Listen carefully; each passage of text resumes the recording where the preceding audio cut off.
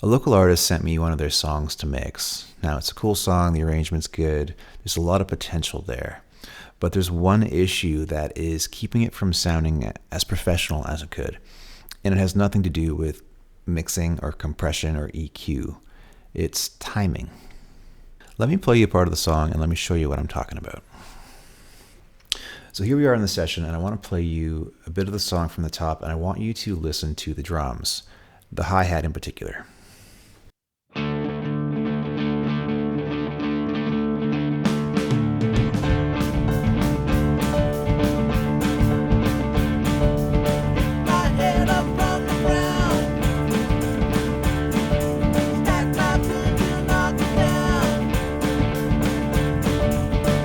Now you may not have caught that. Let me solo just the drums.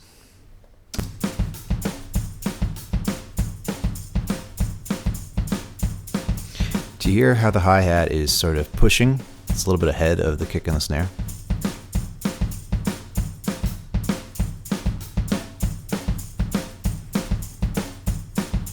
And it happens again in the first chorus.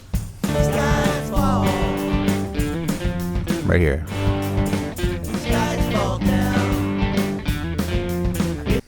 Now, you may not think this matters a lot, but even a casual listener, they may not know why, but they'll feel that something isn't locked in the rhythm. Now, these are MIDI drums, but they were played via electronic drums by a person, so all their hits were tracked to MIDI. And luckily for us, we have the MIDI file. So what we're going to do is we're going to import that, and we're going to try to tighten up the drums, the hi-hat. We're going to see if we can make this song feel a little more locked in, settled, and tighter. All right, so we've got the MIDI drums imported there. And on this track, I've got Addictive Drums 2. Quite like this plugin. Sounds really good. Let's have a look at the drums in the first verse. We're just going to solo the MIDI.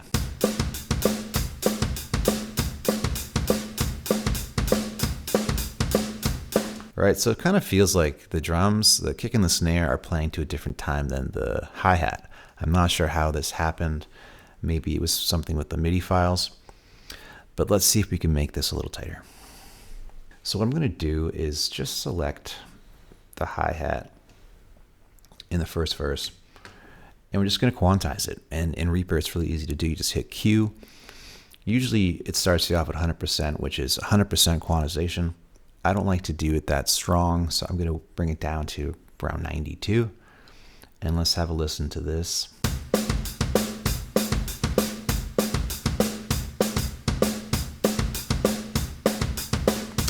All right, so already it's a lot better. Let's hear it with the music.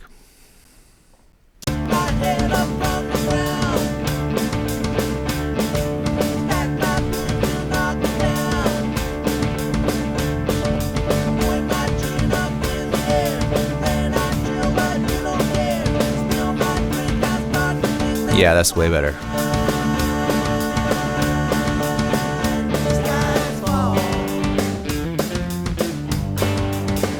Okay, I'm hearing it now again in the chorus.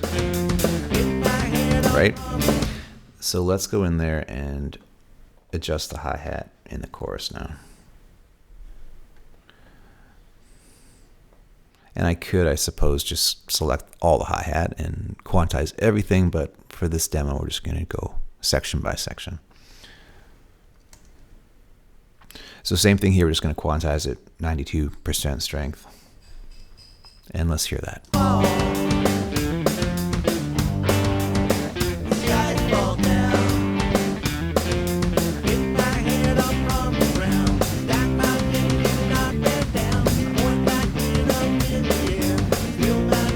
So notice how the song now feels a lot more intentional and solid, and with the music, it feels just tighter.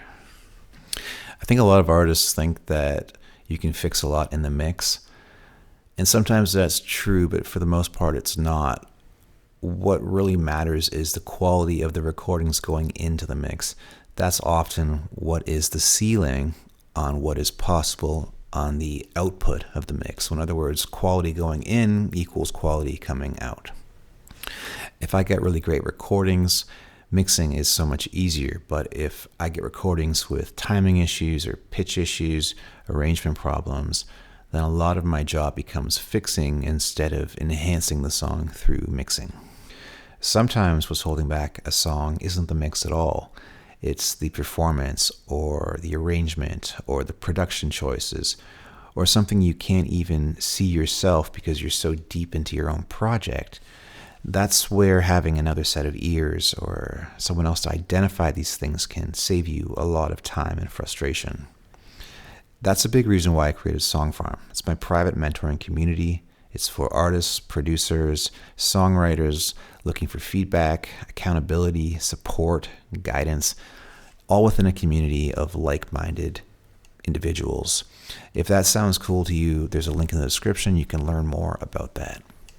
And if you want more direct help, I also work with artists as a songwriter, producer, and mentor. So whether it's finishing a song, getting a song produced, or just getting your creative project across the line, feel free to reach out to me. Thanks a lot for watching this video. I hope you learned something. If you have any questions, leave me a comment. Also, let me know what you want to see next. Always happy to hear from the community and try to create videos and content and these sorts of production tutorials that are helpful to you. So thanks again, and I'll catch you in the next video. Okay, peace.